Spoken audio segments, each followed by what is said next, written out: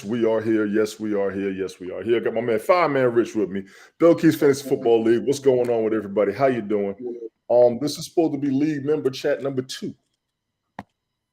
Due to a request by a couple of members who wanted to have a broadcast as far as being the Fantasy Football League, and I'm 8 minutes back. I'm gonna go ahead and start. I know we're on Facebook, YouTube, Twitter, Twitch, and LinkedIn. I know people wanted me to do this. I know people's requesting me to do this. I know people gave me a time to do this. Where the hell y'all at? I'm not even in the league, and I'm here. Okay, it's just I want to say thank you, Tony, for sending me. In the off season, you need me to do something in the off season, and you ain't even here. I'm on y'all's case, but it's okay. Rich, I'm here. I can hang with you, Tony. I appreciate the invite. Also, it makes my Sunday as far as was finishing lunch here a little bit ago and doing some things here. You're good to go. Rich, I want to give you the floor for the XFL. XFL. Go for yours. Go for yours. Go for yours. Go for yours. Yeah. The Sea Dragons won last night. They're on a tear. The Sea Dragons, they are for real. And let's see. It was in DC last night, wasn't it? And I think did DC win? I know they were. They went ahead. On the podcast when it was on, and I had it on. Let me look. Yeah, I'm not sure. Sports-wise last night, we had WrestleMania. We had the NCAA tournament. There was a lot going on. Well, I caught you last night with nonsensical nonsense with Glick, Jeff, and Brian was there, which I was surprised. I only caught like the first 20, 30 minutes, and I was getting tired, so I went to bed. And I did click on the XFL, and DC went ahead. So and they were in the fourth quarter. And Sea Dragons won. Yeah, Sea Dragons. No, DC Defenders lost to the Guardians by 1 point. Oh, they lost to the Guardians. So the Guardians finally got their first win. Yes, and that was the first loss. Okay, so that's probably that's big news right now in the XFL as far as that goes, the wins and losses and stuff. Guardians, I don't think they're going to make the playoffs. I do think DC. I don't know what happened to them. The big thing is the Seattle Sea Dragons. They went 0-2, and they've won every game since then. So they're coming on to their own. So, like I said, I haven't really looked at it as far as that goes. I think for me, the big news, it's off of the football track, is my University of Miami losing, but San Diego winning in that last second shot last night in the Final Four. I heard about that shot. I'm looking at this missed field goal on the XFL game. That's how. Oh, that's how they won. Oh, wow. They had a chance to win it. Oh, my God. Okay. Yeah, they missed the game-winning field goal attempt. Now, how far out were they? Does it say? Let's see what we got here. Because I did pick the DC Defenders. What kind of statement are we trying to make here, guys? And I almost was going to go ahead and almost was going to go pick the other team there, the Guardians. It's like the 53. Will attempt a 63-yard field goal. It's on its way. 63. 63. Okay, so that was a good. So. Yeah. See, that's huge. That's huge for Orlando. Yes, it is. And like I said, I think I think there's only like 10 games. Yeah, the record is small.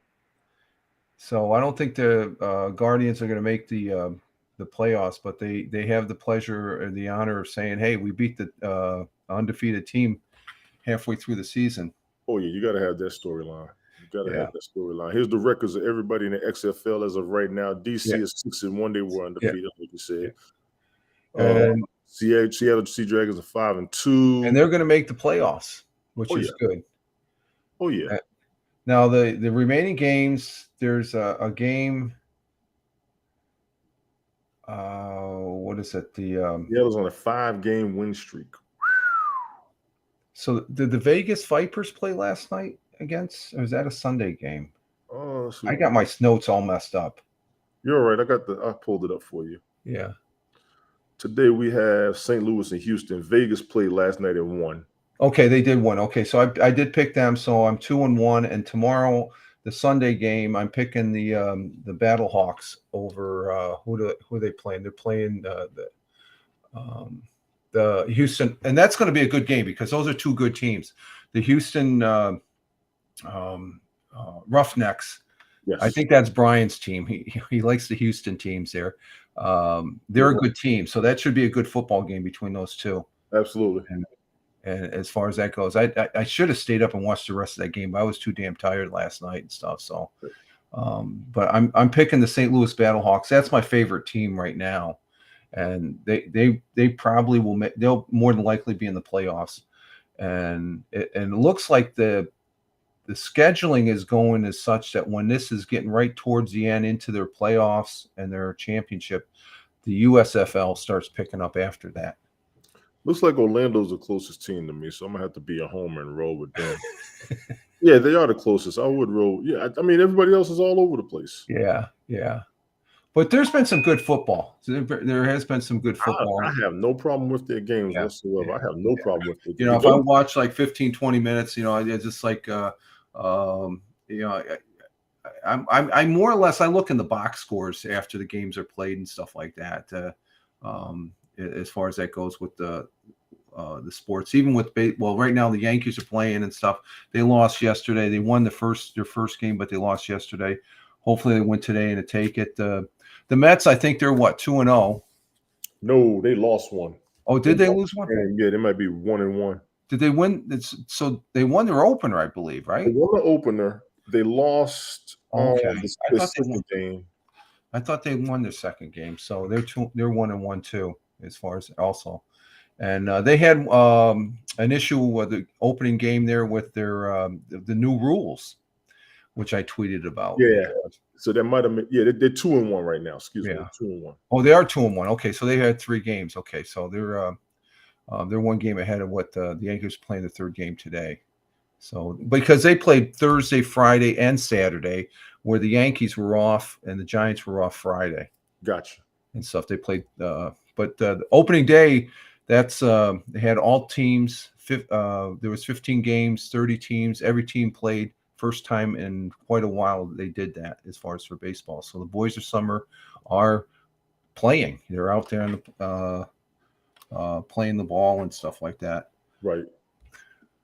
But what we got going on here in the NFL news? I'm going to go ahead and start it. Apparently, the Jets backed off of the trade for Aaron Rodgers. That ignites my They don't really.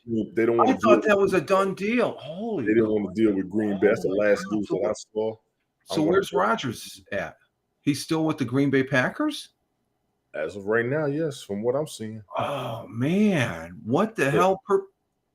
Let me see what's going on. Draft news. I haven't heard anything. I thought it was just a done deal and stuff like that for the most part. Aaron Rodgers to the Jets. Yeah, I'm gonna have to bring something up here. Get this going. Because I was looking forward to him playing for the Jets, as far as that goes. I think. Man, I'm just trying to find some legitimate news because I know how everybody's like, "Where you get that from? You didn't get it from the right source." I don't know where you're reading that. I want to hear that. Is all y'all shut the hell up. Give me some facts. You know what? And I'm gonna go ahead and say this. I'm so tired of some of you fact checkers on the internet. Y'all get on my damn nerves. You always want somebody to bring you proof, and then when they prove it to you, you swear it ain't shit. And what you're talking about. But until you're in the NFL or you're the player, give me what you got and let's compare notes. Other than that, y'all leave all that crazy. I'm so man. Well, the facts are even if it. Oh, excuse me. I'm firing up the Surface 3 here. So all right, let me go ahead and start this crazy. I'm gonna start looking at Bleacher Report. Bleacher Report, good source. On the 30th. Good source. That was on the 30th. Aaron Rodgers trade rumors believe the Jets, the Packers have handled QB's $58.3 million contract. I'm going to go ahead and throw this on the screen because, like I said, y'all fact checkers always want to see something, always want to read, always got something to say about it. Bring me something more pertinent. And I started off at NFL.com. Then I went to the Google search. Now I'm on Bleacher Report. Jackasses. Anyway, the Green Bay Packers and New York Jets are still negotiating over full terms of a potential Aaron Rodgers trade, but one of the biggest obstacles standing in the way of a deal appears to be mostly settled. Okay, what's the date of that article? This is on the 30th, which was 3 days ago. 4 days ago. So it's. And shout out to all my fellow Catholics and Christians out there. It is Palm Sunday. I hope y'all went to church. No, I didn't make it. And don't criticize, chastise, or belittle me because a bunch of y'all are making sins. Just because you made it, the church doesn't make you more holy than me. I'm on your asses. Sorry. We got Glick going on. And also, I did tweet something being at Sunday as far as that goes this morning when I got up, and I was a little surprised because I almost had a chance to meet him when I was in the service, and that was Pope Paul II. He passed away. He passed away on this day. He passed away at age 84. Was it this day he passed away? Pardon? Was it on Palm Sunday he passed away? Well, it was on this day. I don't know what Palm Sunday back in 2005. That's true. Right. But it was on this day, 2005, that and he was he's probably the first non-Italian pope, like in over 400 and almost 500 years. I had a chance to meet him when I was stationed over in Italy. My first assignment there, even my second assignment, I could have gone down to. Oh no, would have been the second time I was there in the 80s and stuff like that. And a great man, and as far as to remember him, I was raised Catholic, but I'm not a practicing. Yeah, I was raised Catholic too. Right. So I always say that, but I had high regards for John Paul II. There, he was. Glick, what's going on, man? Hey, Glick. Good afternoon, gentlemen. Hello again, Rich. Meet again. Yeah, thanks for popping in there. We meet again. Yeah. Thanks again. Yeah, I popped in this morning. Was watching Rich play a little.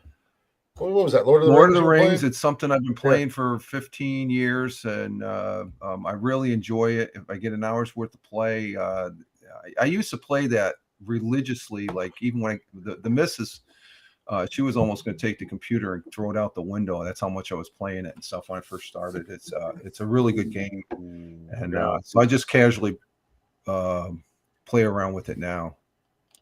I've been there before. I used to be like that when I played Call of Duty. Now I'm the same. Yep. I might play an hour and a half a night. I might even go a few days without playing, but I used to play Call of Duty crazy. I used to be in the Call of Duty the first, but that's back when I was always getting headshotted and stuff like that because my PC was always, it wasn't high end. So yeah, exactly. So we're trying to we're talking about Aaron Rodgers here.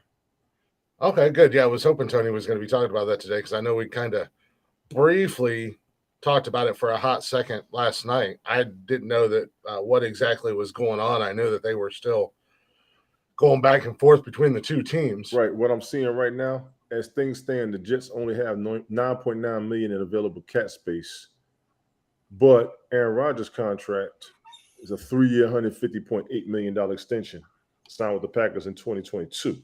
So the Jets don't have enough room. Okay. Now, this is an article from this is Bleacher Report.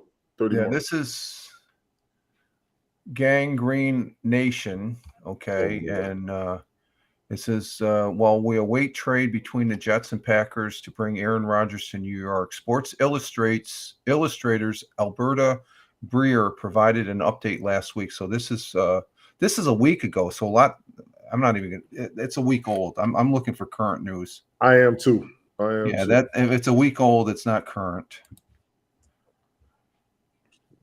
But the article was dated. Here we go. Robinson did note one sticking point is the Jets want some protections if Rodgers decides to retire after the 2023 season, with some form of 2025 draft compensation coming back from Green Bay in that scenario.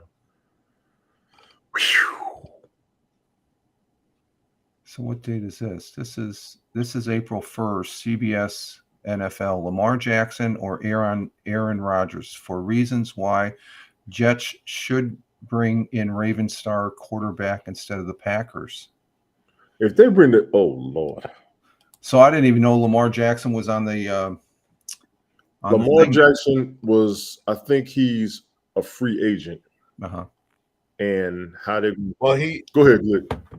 I think he is a free agent, but he also demanded a trade in a sense of the word because Baltimore won't pay him and he wants paid.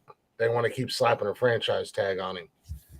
And that franchise tag carries a minimum and a maximum payout.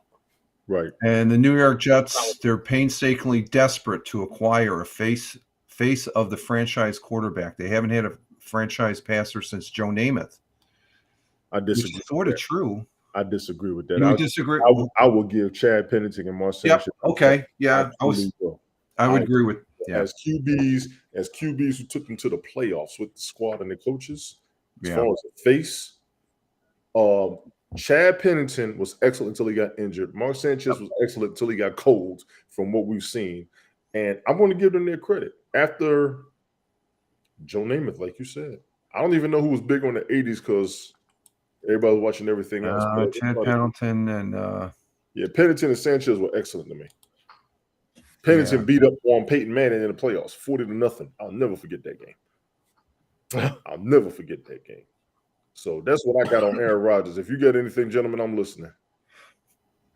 I'm looking. I don't really see any, man. And compared to when it was first broke that he was going to the Jets, it was all over the paper. Now it's sort of quiet, so maybe something's going on in the back rooms there of the negotiating and stuff like that. I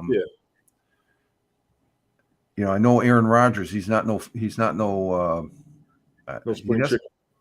Well, he's still a good solid football player. As far as a piece that you can put on a team that. But let's just say his relations with the front office in Green Bay haven't been really all that pleasant, I guess, at times and stuff. Right. They've had their back and forths, I guess you could say. Yes. I'm scrolling the other news, seeing what else is going on, because I know I'll be here and sit back and talk about this all day. Glick, what you got, man? I was just looking at this from SB Nation. It's just right now, all they're really saying, and this is from yesterday, they're just saying it's basically Aaron Rodgers, the Packers, and the Jets going back and forth trying to fine-tune the deal. They did make a comment that in here that to say that the Jets were going to pivot to Lamar Jackson is kind of an afterthought and a crazy thought, that they're not really looking at that avenue right now. I'll be honest. I think it could work. Lamar Jackson to the Jets could work. The only problem with Lamar Jackson, and I've said this about Patrick Mahomes too, but the biggest difference between Lamar Jackson and Patrick Mahomes is Patrick Mahomes can actually throw. Yeah. He's consistent. Even when he's injured, he's consistent. He can throw and he can move. Lamar Jackson is a running quarterback. He's been exposed the last couple of years in the NFL. I'll give you that.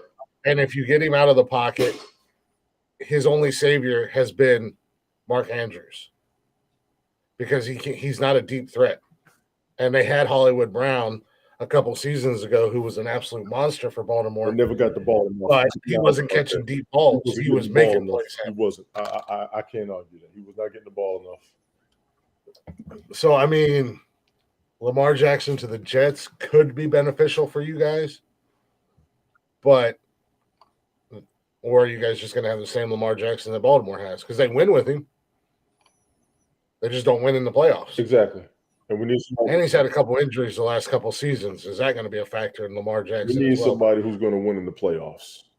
We got regular quarterbacks. We got people who can give you a winning record. You need somebody that's going to win in the playoffs. And who in the blue hell is this? Oh, okay, you across the street, because neighborhood watch during the broadcast here. I need my Predator suit every now and then. Get my Iron Man suit. You look at them and be like, okay, I ain't worried about that. Look, as a New York, it looks like the Jets are just going. It's the nitpicking between Green Bay and the Jets as far as what the Jets are going to give, what the Jets are willing to give, what the Packers want. It did say that they have walked away from a first-round pick, that they're not trying to get a first-round pick for Rodgers. So that might be. Wow, I thought it was all about trade of this, and as far as it goes, that it would have warranted. And but I don't know. I'm going to have to follow that. You look at the last week or so, it's been sort of quiet compared to when this first broke, that he was thinking of going to the Jets. I mean, Jet fans. I mean, my freaking Twitter line. We got. I know a lot of firefighters downstate here in New York. They're diehard Jet fans, and they're really looking forward to that. So now it's a little bit different to see what happens. I kind of agree. It's sort of like in limbo right now. I mean, it's thrown up in the air. I get it. We still need to get somewhere. We need to get something done. I get it. My question is, what's the delay? And it's looking like the money. I think that came up before on the broadcast we did with Ted and JoJo when they were here. Yeah. So, I don't Well, have. you look at all the trades. It's usually, if it's dragging out, that's what it comes down to, is the money, basically, to hammer out, because the other stuff is easy. It's just the money. Who wants to give up this? And we're willing to give up this much, but you got to pay us this much for that and stuff. So it's just the complications of these NFL contracts and stuff like that. It's not a clean separation there and stuff like that. So and this could have, for Aaron Rodgers, could it have an effect once he does go into the Jets and all of a sudden he craps out and stuff like that? Well, that's what we talked about that too. If he craps out, it's going to piss everybody off. Yeah. So we've seen that a lot of times when you look at Russell Wilson, great ball. I think he's a good quarterback. And say, what the frick's going on with this guy? He's a bum now. But finding out the rest of the story that the so-called sports media never told. His mentor, his life mentor, passed away, and as soon as I heard that, that's why he played so crappy. He's just like he got family that's on the way of passing on and stuff. Hall of Famer Jim Kelly believes the Bills need to get quarterback Josh Allen some running back help. I think he's got running back help, honestly. I'd like. I think he does. Go ahead, Glick. I'm not saying they got bad running backs, but the Bills are a very pass-heavy offense. I would agree with that too. They have Damian Harris, James Cook, Duke Johnson. Duke Johnson was a former Cleveland Brown. He's actually pretty good, but he's always kind of fallen into that running back 3 role. And Christian Wade. Yeah, I mean, they don't have like phenomenal running backs or big name running backs, but they're very pass heavy. They had Devin Singletary last year. And how many rushes did he have? They had Naheem Hines too. Yeah, and they want to rely on that pass game, to Stephon Diggs mainly. I mean, at the end of the day. A lot of a run and shoot offense. Mm-hmm. Same with the 49ers. Dallas was going to it for a little bit. The running game was getting stopped on their part. Miami does it a lot, in my opinion. Well, with the running back there from Dallas, Zeke, what's the chances of him going to Buffalo if Buffalo's looking at? It's looking like Buffalo and Cincinnati. I actually got, I'm glad you brought that up. I got a coworker. He's a Bengals fan. Yeah. I said, what do you think about Zeke coming to the Bengals? He said, we don't want him. I said, what? Really? Ooh. He said, we don't want him. He said, he's overweight. He's like, come on. He said, no, I'm telling you. This last season, he's the trimmest he's been in years as far as that goes. He's lost a lot of weight. Yeah, he's not going to get the ball anymore if he goes to Cincinnati. Yeah. I will agree to that. He will not get the ball anymore because they got a lot of offensive weapons. Well, I'm just looking at like when Bixby, he left the Dallas Cowboys and came to the Bills. He contributed to the Bills. Right. I mean, in fact, he left, and then halfway through this last season, they brought him back. So I just, as far as the Bills running back, like Lick said, their main running offense is Josh Allen for the most part. In some cases, okay. Yeah, that's very true. And it's just like, do they have some? They have some good running backs, okay. Mm-hmm. But they're good just like any other team. When they're hot, and when they're not, they're not. I just think of all the running backs this whole last season. The running backs trying to jam it up the middle. It's closed in the middle, so let's start doing it end around. It's just like see very little of that. And it opens up the if you do the end arounds, it opens up that inner line there and stuff. So I would like to see Zeke come to the Bills. I think that would be a good fit. But I think it would be a good fit. But if he goes to the Bills, they might start him, which would start a mess. If Zeke went to Buffalo, he's definitely going to be their starter because right now their running back is Damian Harris. Is Singletary still with the Bills? No, I think they cut him or Okay. he left. Okay, because I liked him as a running back, but it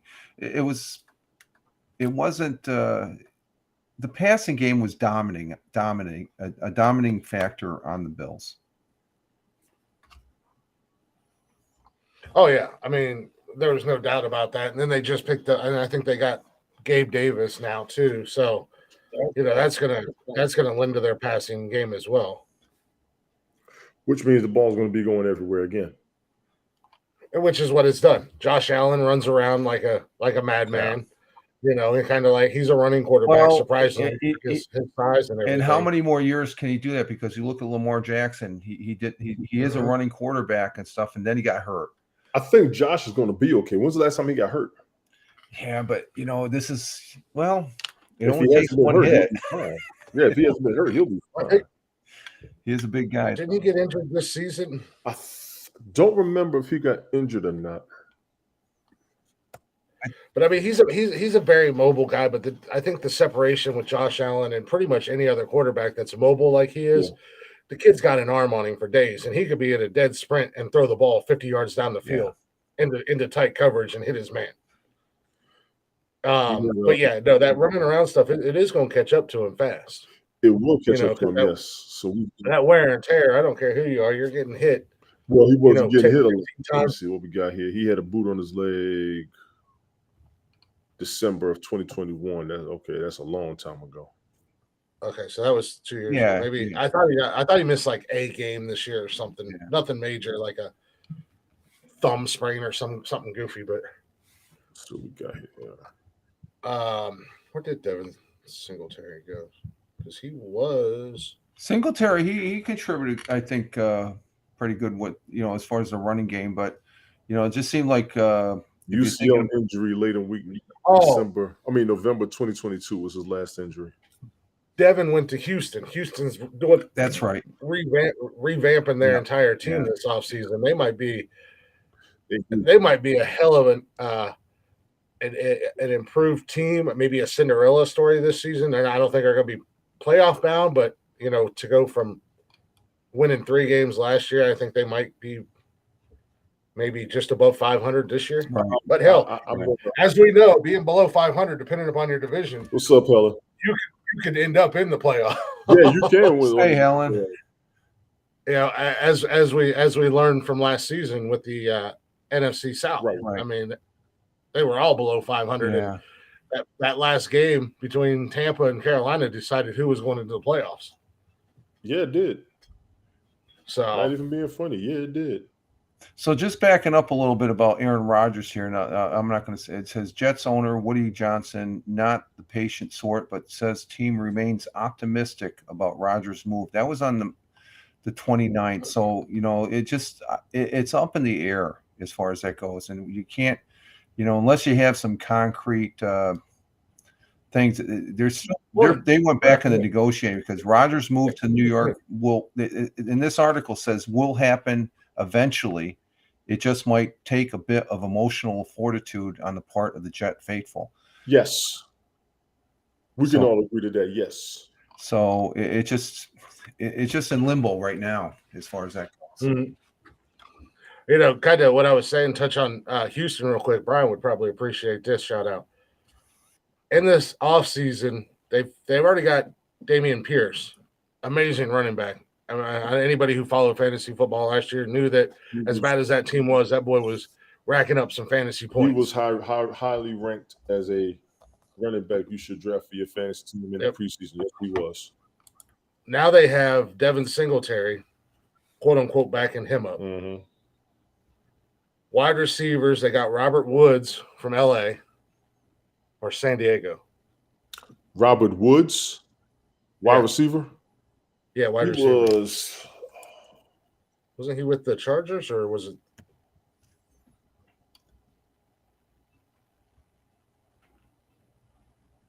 He's the Houston Texans now. He was with the Rams. But they've got Nico Collins, which has been kind of a low-key, under-the-radar type player for a hot minute. He's been in the league, 2-3 years, something like that. Mm-hmm. Robert Woods was. Let's see what we got. And then they just got Dalton Schultz as well, tight end one. Yeah, so the offense is a little. Yeah, they can't base everything on the running back no more, right? They also picked up Case Keenum for a backup quarterback. They still have Davis Mills listed as their number one quarterback, but a lot of the NFL mock drafts have Bryce Young, Alabama quarterback, going to Houston. Robert Woods was with the Bills 2013 to 2016, the Rams 2017 to 2021, the Titans in 2022, and now he's going to the Texans. Jesus. In Houston, they currently have hold the number 2 and number 12 pick in the NFL draft. Yeah, because they're saying C.J. Stroud's going to go to Carolina, which I think will be really good for Carolina. Right, we talked about that. Out of the two quarterbacks, I think we talked about this on our show, Tony, on our other show. Yeah. That C.J. Stroud out of the two are probably the better quarterback, but he's going to fit into Carolina's system, I think, really well, especially coming right out of college, and he's going to be a starter. Right. And they're also looking at getting Chase Young for the Houston Texans. I'm seeing the Texans got to load up on any and everything they can. Well, this is a trade from the Commanders. And I was going to say he's a defensive end, so they're looking at both offense and defense. So they're rebuilding pretty seriously there. Right. Oh yeah, let's because it's this. I know they picked up a couple linemen. I think. Trying to see who it is. Trying to figure out what I want to eat. Yeah, there's a recent Houston Texans NFL draft trade scenario has the Texans looking into moving a draft pick for Washington Commanders star Chase Young. Well, they definitely. I mean, if they have the number 12 pick in the first round, I mean that could leverage possible trade for Chase Young. Depending upon you don't think he's a number? They won't give him the number 2 pick. No, I don't think they'll give up that number 2 pick because they're in Davis Mills. Unless you're from the Houston area or you're a fan, I don't think anybody really knows who Davis Mills is. Yeah. I mean, and I'm a big football fan, and I heard the name, and I'm like, who? Yeah. Where the heck did that guy come from? Yeah, that's true. But so I think they're absolutely in need of a new quarterback or want a new quarterback. And but I mean, they do have a pretty good. There's a couple articles before here, I was just scanning through and stuff like that. The majority of the picks, I think, on all the teams that are picking, I think they're looking at quarterbacks. I think you're going to see a lot. Are you hearing something? You've got.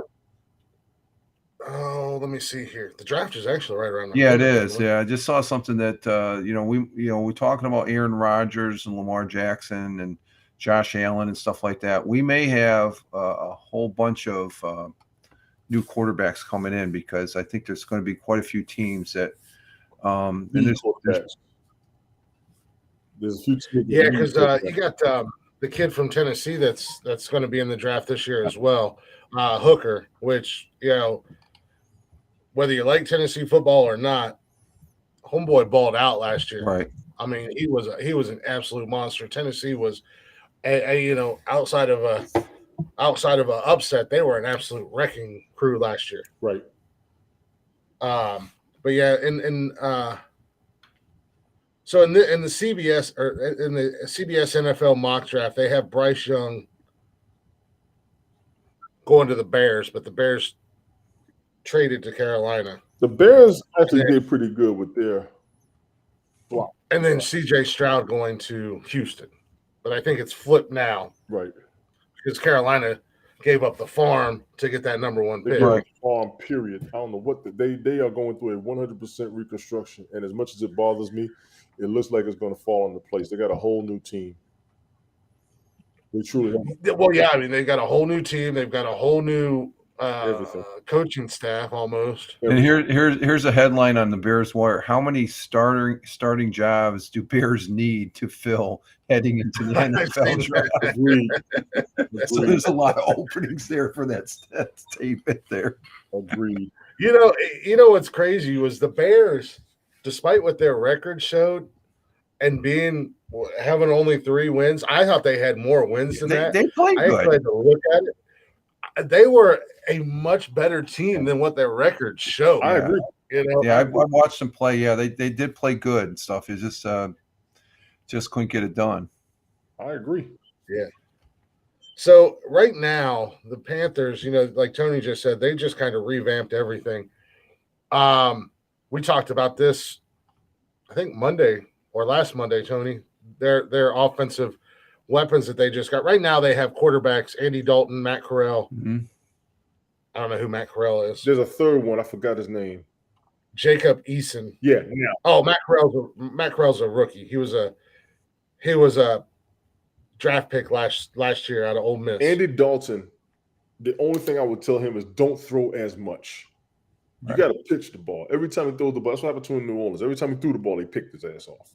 Well, I think that, if he is the starter come week 1 or, moving forward, even if they get CJ Stroud or Bryce Young and they don't necessarily start him right out the gate and Andy Dalton is starting, they did load up with offensive weapons. They got Miles Sanders and Chuba Hubbard running backs.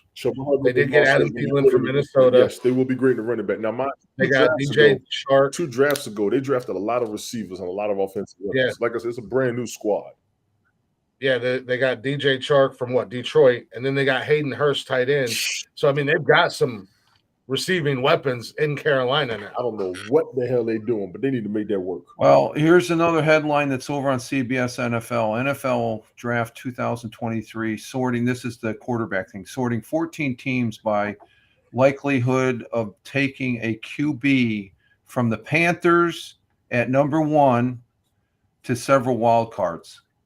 So there's 14 teams there, according to the CBS article here. That so the Panthers, their number 1 pick will be a quarterback there, Tony. Sounds like it. Yeah.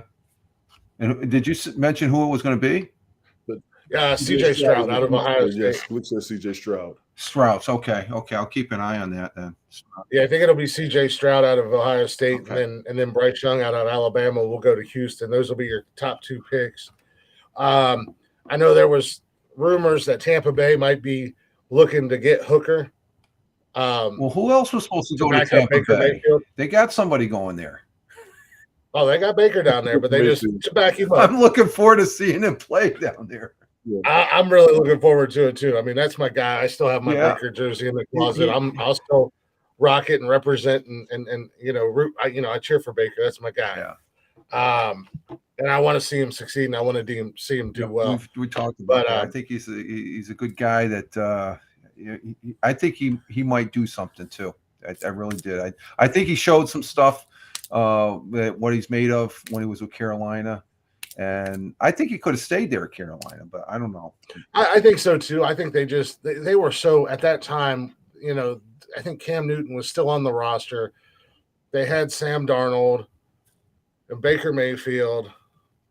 Baker got hurt. Sam got hurt. Yeah. They had some rookie or some shit in there. I can't remember who they had finishing the season out. And then Baker went to L.A. He looked good in L.A. Great his first game with the Rams. Outstanding. Yeah. Oh, yeah. Outstanding on that first game. And Tampa Bay is absolutely it's disgusting. It's still, how many weapons still stacked. Tampa Bay has. It's still stacked. Yeah, it's absolutely disgusting how they've been able to. I ain't mad at them. Been able to get all these star players and get everybody paid. Yes, it's mind blowing. That their GM out there in Tampa Bay is an absolute magic worker. He's balancing the checkbook, that's for sure.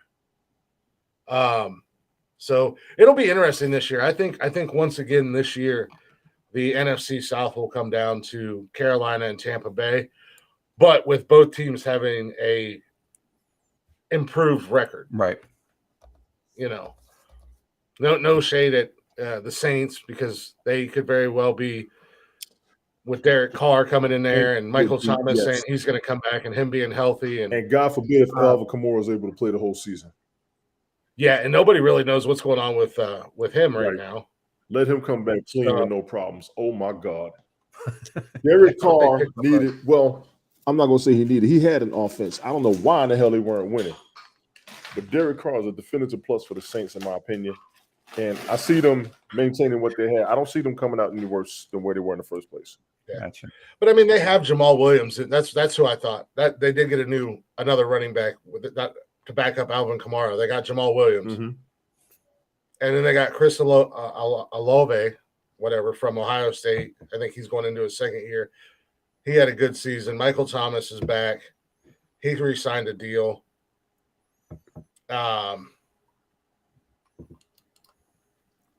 And so I mean, no shade on New Orleans. I think they might be good this year as well. I think they'll be the same. Mind you, I think the Falcons are just going to be the Falcons. Winston is still there too, is he not? Jameis Winston is still there too, is he not? Yeah, Jameis Winston's still the backup there. He might be the starter. Could be.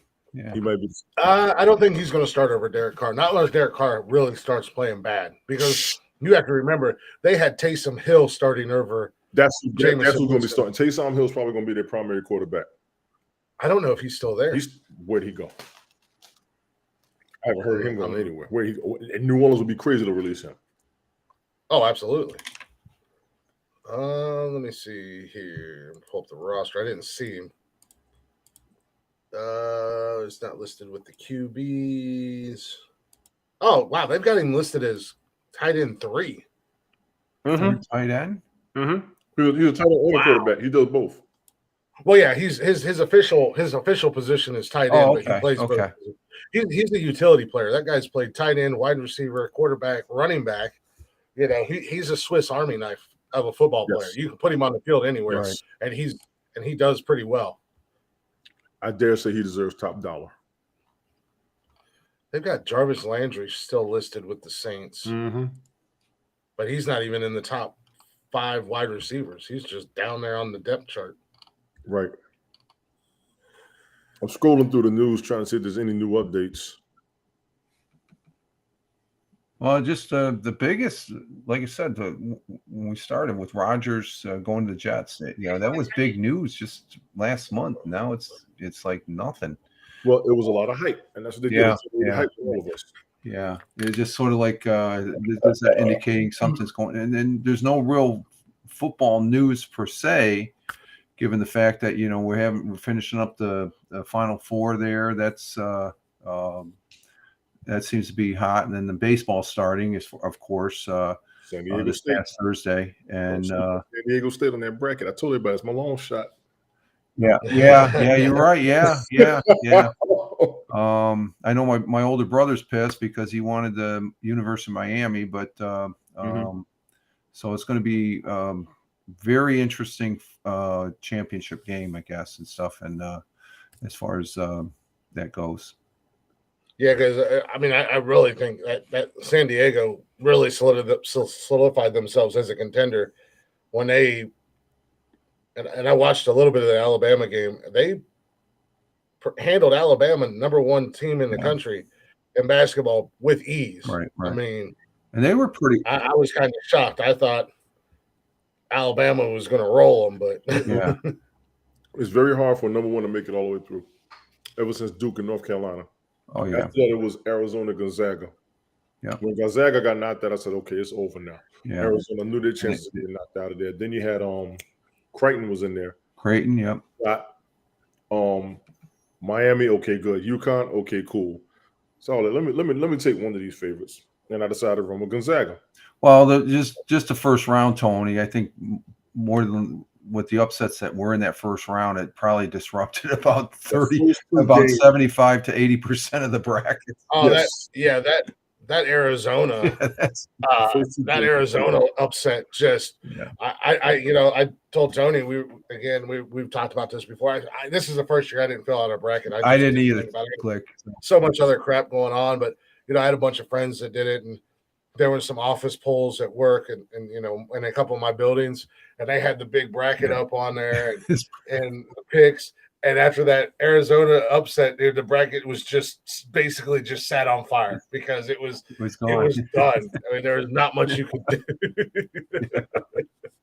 I had a buddy of mine that I would have to say this is probably one of the better March Madnesses that I've enjoyed as far as with the because it's all about the Cinderella teams, the upsets and stuff. Is that wow, just like watching the replay of the shot last night there for San Diego. I'm like, holy crap! Yeah, if he was just 1 second late, the game would have been over. It's just like that's what makes it such a great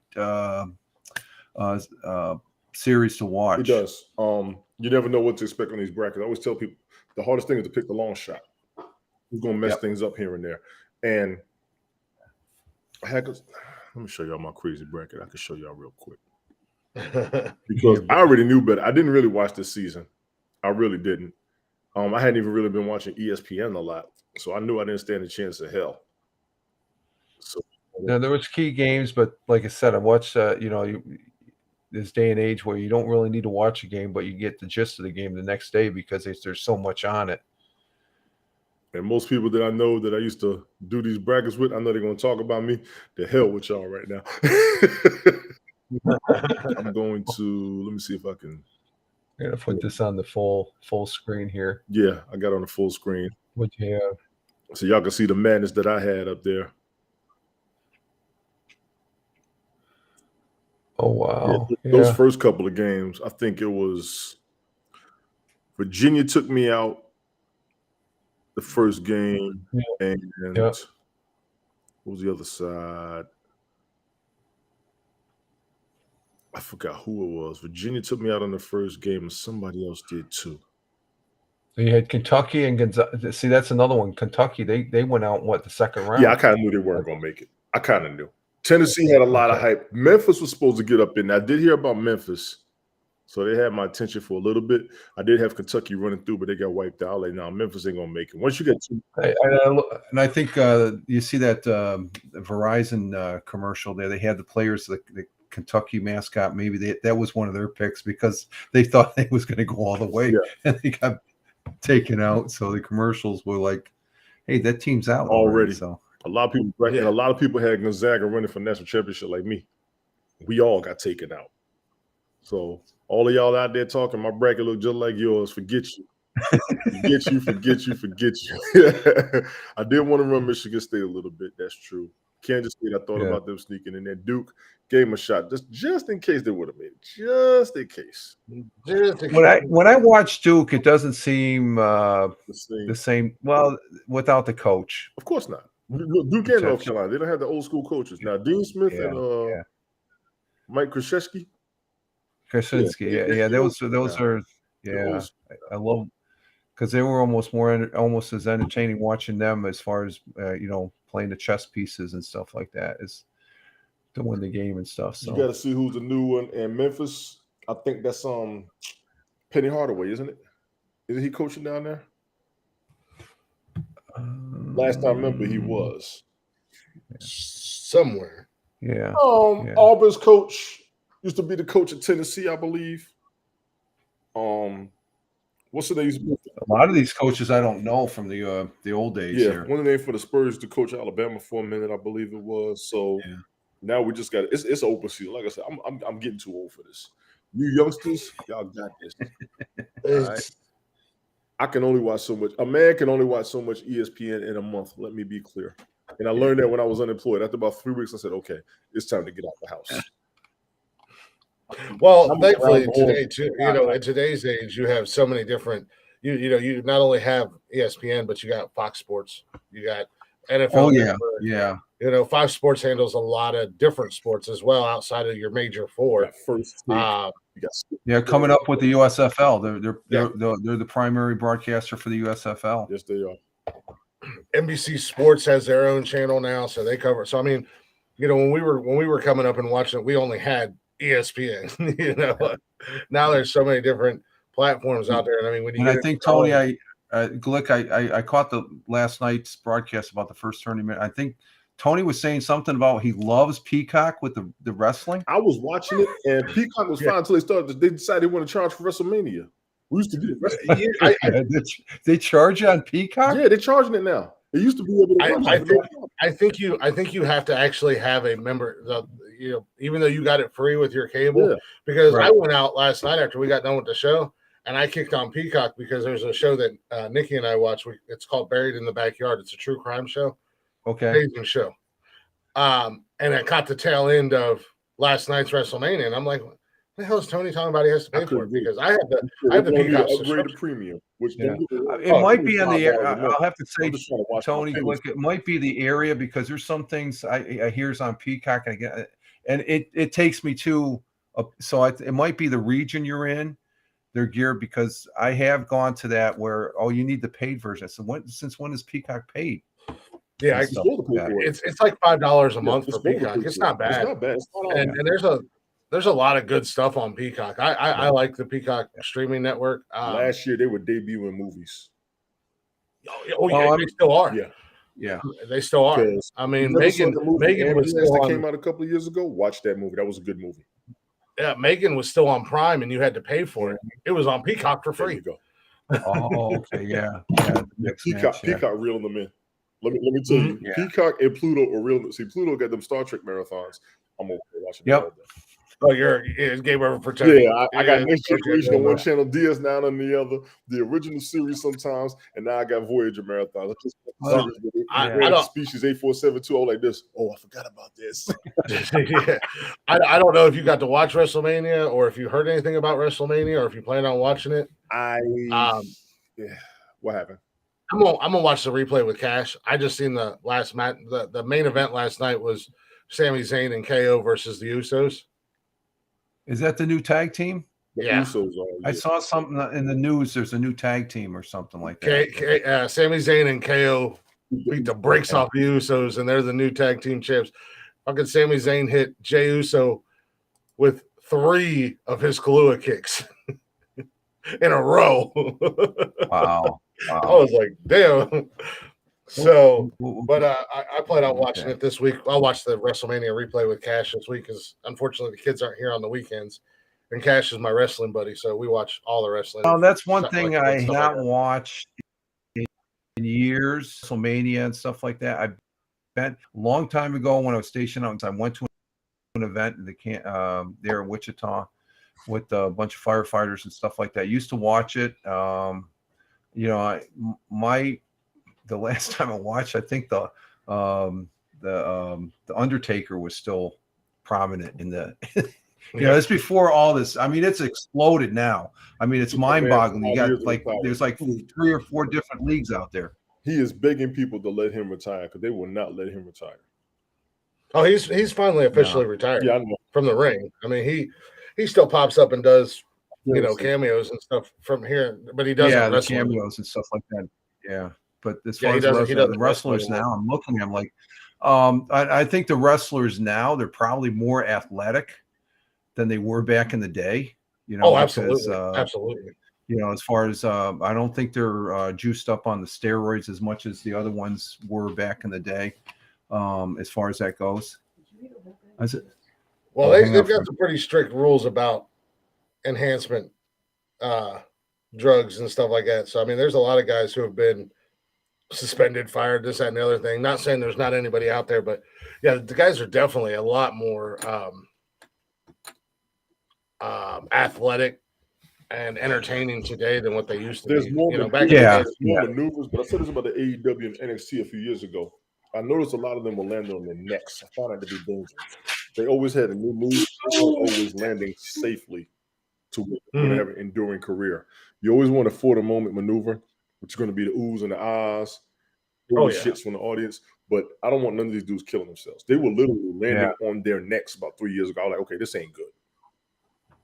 No, because they're it's how can I put it?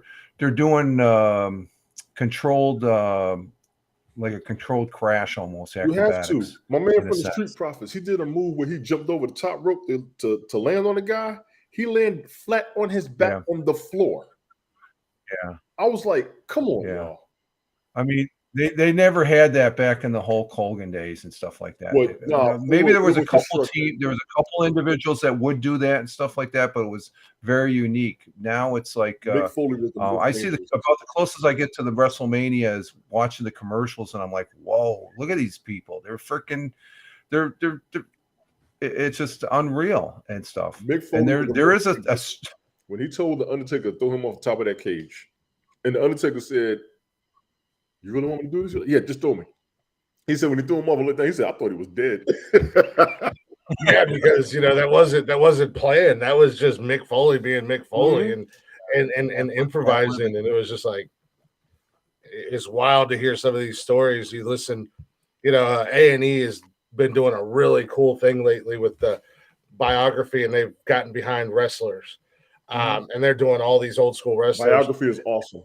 It is. And it's not like a lame documentary. They're having fun with it, and they're telling stories. And with that, Glick, here's a key word, and why these television networks are grasping onto it. It's big time entertainment, and people are drawn to it. Exactly, and they're letting the guys be themselves. It's not like a typical, the stuffy interview that we're used to watching in documentaries or whatever. The guys are having fun. They're telling road stories. They're telling behind the scenes stuff about matches and guys that they did get along with or didn't get along with in real life. It's a very good. I've watched a couple of them. It's a very good show, and I like what they're doing with it. Yeah, that's cool. I mean, even for a casual wrestling fan, if you're up there around our age, a lot of these guys. Bret Hart, Sting, You ever talk about me being late no more? Look at this joker here. And we're talking about some stuff, bro. He's the man about wrestling right there. He is the man. He's gonna shit about stuff. Good afternoon, gentlemen. How y'all doing? What's going on, man? What's going on, Bob? Not to be funny, and gentlemen, I don't mean to cut y'all off. Forgive me, JoJo. What's up? Do you have anything new or latest on the NFL news front? No, not really. Other than what I heard that the Jets are trying to get Aaron Donald. I don't know if you're talking about that. Aaron Rodgers, not Aaron Donald. No, they talking about Aaron Donald. I think. Yeah, you might want to look. I haven't heard that. Really? Aaron Donald's defensive player on the Rams. Aaron Rodgers, the quarterback for the Packers. No. You for real, Aaron Donald? I haven't heard that. As we're all typed to check. Yeah, we checking like a fool. Yeah. Checking you. I'm probably bugging. I heard that from somebody, but I'm probably bugging. But other than that, man, no, not really. The Lamar Jackson thing is still kind of weird. What else? That's it, pretty much. Nothing else. I know there's some wide receivers being traded around. Go for yours, bro. Go for it. And what else? No, that's it pretty much. I'm trying to remember who else. The Commanders. The Commanders were thinking about trading Chase Young. Yeah. Other than that, I'm not really much going on. There's more going on in the wrestling arena than there is in the NFL of late. There is. I owe all of you an apology. If you wanted to link your YouTubes, please do. Your Twitches, please do. I forgot to mention in the beginning. I was focused on trying to get the broadcast going. I'm not going to lie. Yeah. I don't see. Oh, you're running. You're running. Up at the top like it was before. Let me see here. It should have been there. And I think the Dolphins tried to trade. They sent Gesicki to the Patriots. I did see that. And they tried to get was it Dalvin Cook? Okay. Yeah. Oh, for real? You used to be able to do it. Who's going to be the quarterback for the Dolphins? Tua, I believe. Tua. Yeah, Tua. Okay, Tua's still okay. He ain't going nowhere. Okay. And I don't as long as he's healthy, he ain't going anywhere. Yeah, they're probably one of the two teams that aren't looking for a quarterback then. Yeah, them in Philadelphia. Yeah. And Seattle. Exactly. Yeah. Oh yeah. Philly. God. Yeah. They don't need any new quarterback and stuff. Just to give you all an update, the Yankees are winning 4-0 on top of the fifth. The Orioles are coming back. Red Sox just went ahead 4-3 in the top bottom of the fifth, and box scores here as far. No, you're fine. I usually have the game on, but I don't want to have it on there to Tony's or give Tony a thing. Where the hell are the Mets? I'm trying to see where it used to be up there. Oh, the Mets are winning 2-1 again. Mets are winning 2-1. That's my highlight right there. Okay, squads and jokers. Yeah. I knew you'd like that one. Yeah, man. All the wrestling been going on. Yeah. We can't talk wrestling. Vic's gonna watch it with his son. Okay. Yeah, no spoiler alerts if you watch WrestleMania last night.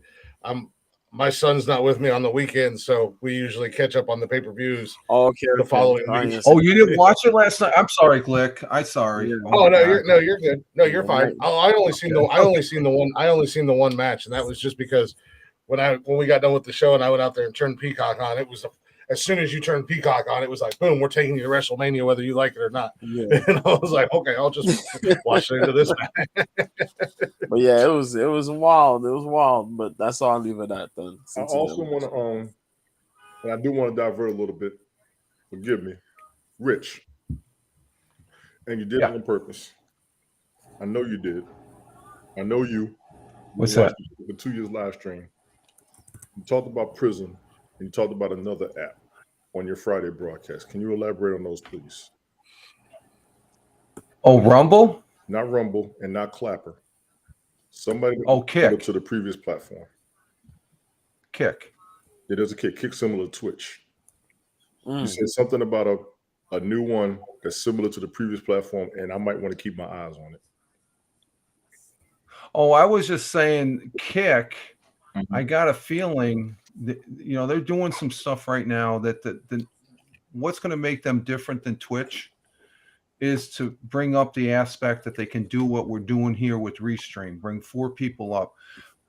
I'm not going to hold my breath because the fact that if you look at the app that they brought out, all it is a viewing app. And I think everybody was anticipating an app to where you could broadcast onto Kick from your phone. You can't. So you can use Prism. I've used it on Kick. It works quite well. You just got to you use the RTMP aspect of it where you put the streaming URL and the streaming key in.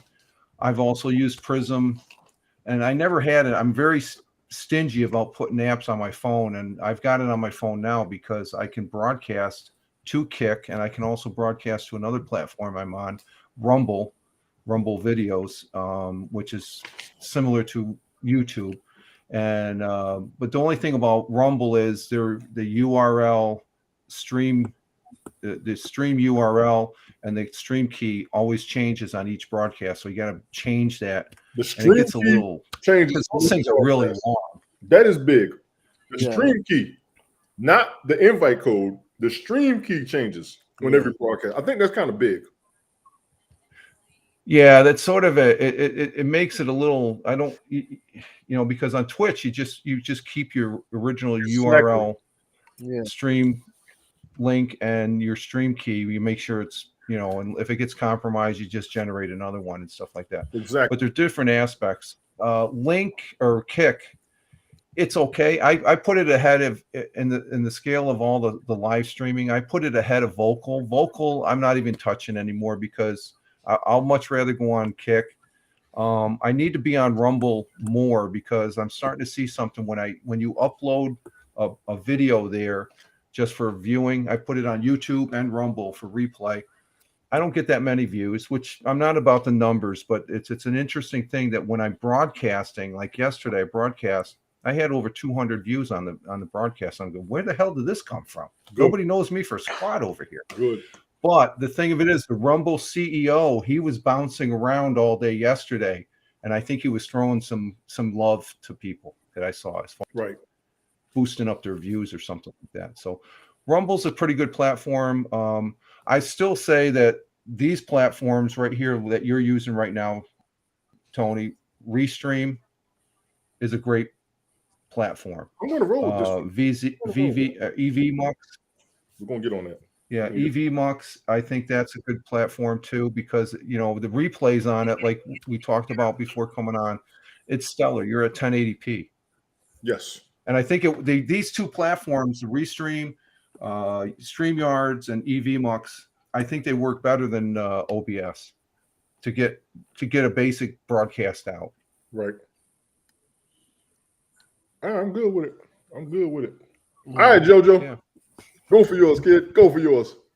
What happened? What do you mean? What happened? What are you talking about? What did we miss sports-wise this weekend? Oh, man, I was watching some MMA yesterday. Well, I watched MMA, and then I watched the boxing event that took place. Jorge Masvidal's Game Bred Boxing 4. That was a joint I was telling you and Ted about the other day. That was headlined by Roy Jones Jr. versus Anthony Pettis, former WEC and UFC lightweight champion.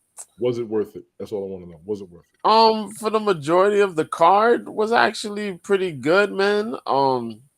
Yeah, it was actually good. Pettis beat Roy Jones. It was a competitive fight. The majority of people thought Roy won. But they gave it to Pettis. So it went the distance. Yeah, went the distance. It was competitive, though. It was competitive. If it goes the distance, that's a plus. Yeah. It was competitive. What else we had? We had because I think if I remember, I think it was about 8 round fight.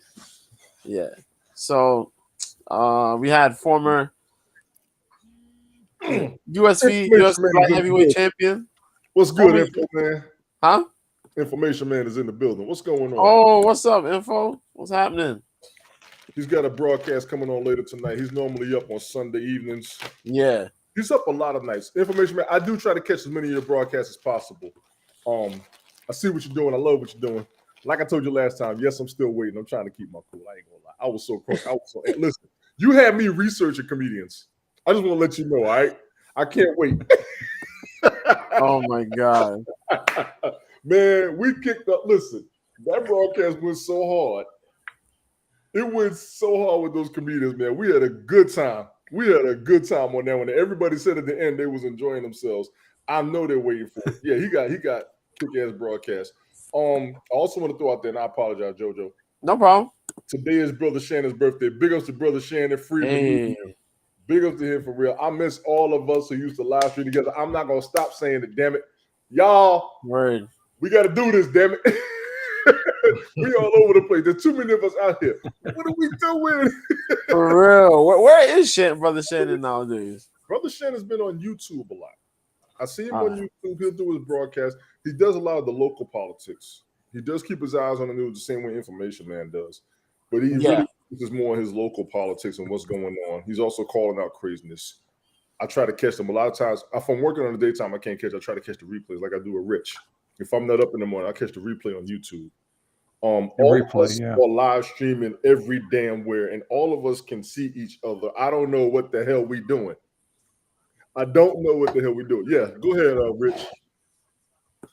What's going on? I was just going to say, Sunday Night Smoke popped in, and Lady Helen's Smoke, what's good? Previous statement. Yeah, this is becoming an all guys type broadcast. Info Man broadcasts are always top quality. I don't see how. Yeah, Information Man's broadcasts are always top quality. Yeah, Smoke, what's good? I know you're busy doing your thing. I know you're going to be on tonight. Sunday Night Smoke podcast tonight should be 7:30-ish on YouTube. Straight up, Smoke. I'm gonna tell you, like I told you before, hook everything back up and go for it. Hook everything up and go for it. All of us, when we broadcast together, I did notice on StreamYard, I did notice on here as well. We could combine the accounts with no problem. I have seen that. So that is another way for all of us to support each other. We just recently started doing it on our show. Just this week we started putting it out onto your YouTube channel as well. When we go, I the 30 minutes that I watched last night, Glick, I think it was on Tony's it was on his channel. It wasn't your. I say, how the hell? I'm not. Yeah, the other night I was watching Late Night Parenting with all of them, and we did it with Ted. I just clicked on it thinking it was Ted's channel because I always get the notifications, and I was about halfway through watching it. I was like, "Oh shit, Yeah. that's Tony's got it on his YouTube channel." So it's cool with like the new a features slight- that are coming out. Yeah. That's a silent update on the features that are being. Yeah, I know StreamYard. That since I have the account and we have the account, every time there's a new update, they send an email. And even when I log in after there's a new update, they give you a brief tutorial video about it, which is really cool. Because like a lot of apps, they'll just sneak something in on you, and you don't realize it until 2 months down the road. And you're like, man, we could have been doing this for 2 months. But StreamYard's pretty cool about staying up to date and letting their users know. Even Spotify being linked in with Spotify, since they bought over Anchor and everything like that, they're on top of keeping everybody informed, so that we can use every aspect of their apps or their features to our advantage. Being it gets the name of the broadcast out and I do want to say, and like I said, I apologize to everybody. Yeah, this one's under me originally. You can't pair them unless they come in before the show starts. I did think about that. So so you got to be in the backstage. Yeah, I think because when I came in on this one, I was in the backstage. It had some options, and I could have sent it to two. Backstage, you can send it to my Twitter channel, and I declined that to pass through that. So yeah, you have to do it before you jump in. The broadcast starts. So all of us who do broadcast and live stream together, I heard the proper terminology is we're live streaming. I'm good with that. So for me, I think it's a plus, especially when we do this on the regular or we're consistent with each other to keep it going more than anything. Definitely for our YouTubes. I love to see it for our Twitches. I want to see it for our Twitters. I'm going to be the stickler. You can monetize on Twitter. I think we need to start working on that. You just need 10,000 followers. Yeah. I got no TikTok, no problem. Yeah. I'm just wondering those that are monetizing on a lower end level. What's the profit? The profit comes from subscriptions. I have heard that. But if we get the followers and we get the 3 check marks, they might start pushing you. Yeah. Just like with Twitch, you got to kind of categorize, which I got a lot of counseling on. Thank you. Right. You mentioned check marks. Did you hear that? I guess it's was it LeBron James?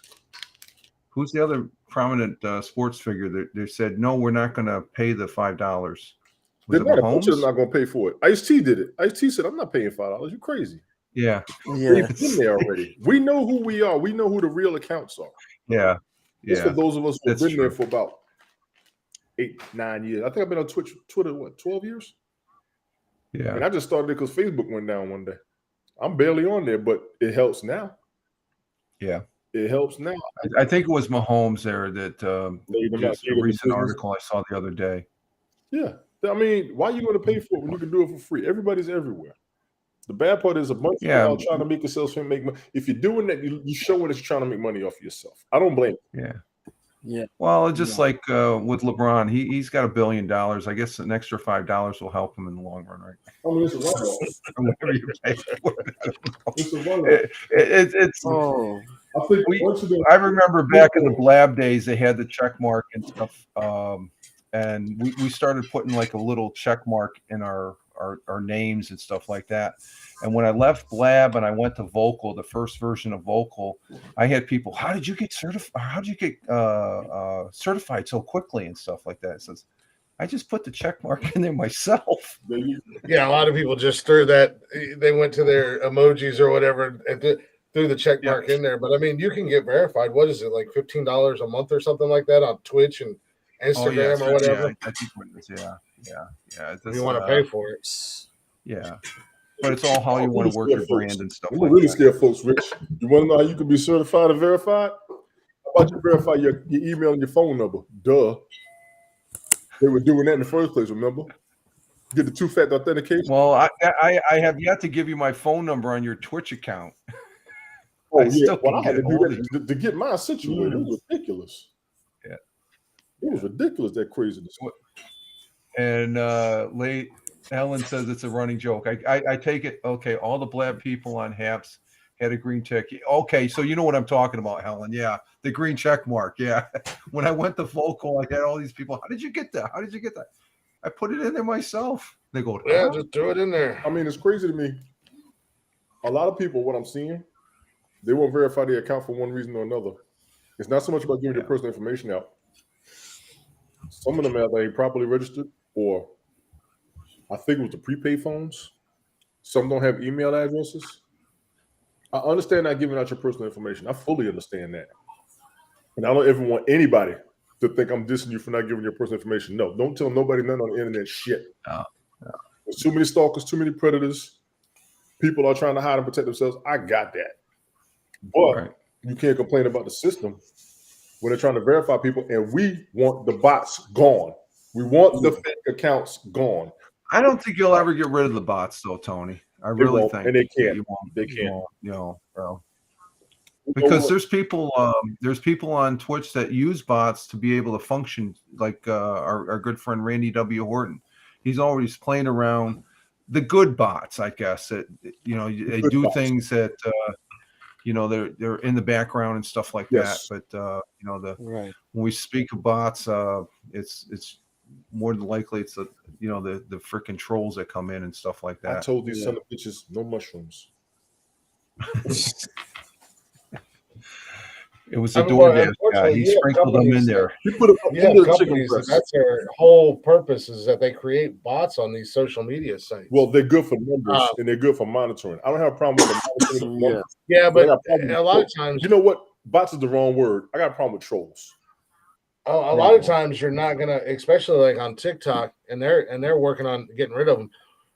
You might have 10, 15,000 followers, but if 9 of them are fake accounts or bot accounts, you're not going to be able to monetize. They're only monetizing you off of your actual followers. Well, they monetize subscriptions. That's what they're doing. I saw that. JoJo, I apologize for cutting you off, and I've been long-winded ever since. No, it's all right.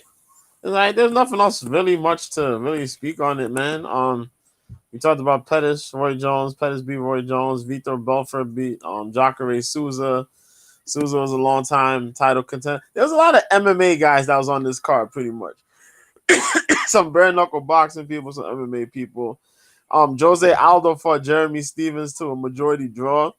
And I didn't know Jose Aldo really had hands like that. You see him in MMA, but he boxed in Brazil his first fight, and then he came and boxed here, and he looked really good, man.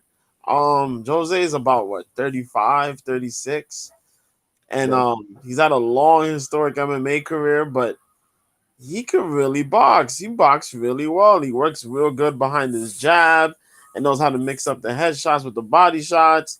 He moves pretty good, nice footwork. So we'll see more from him, hopefully.